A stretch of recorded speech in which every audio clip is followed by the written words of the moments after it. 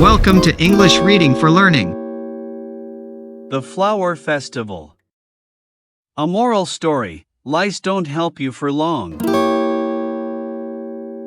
Flower Fairy took care of all the flowers in the world. While doing a round of the world, she spotted a flower festival in a small village. Excited to see all the flowers together, the fairy disguised herself as an ordinary woman and went to the festival. The fairy stood in one corner observing the colorful display of flowers. The fragrance of her special flower ring attracted a lot of people to her.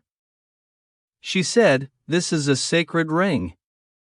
If you want to wear this ring, you should be kind and honest in all your deeds." No one stepped forward to wear the ring. After a while, a wicked wizard approached the fairy. He said, "Give me the ring as I am the most deserving."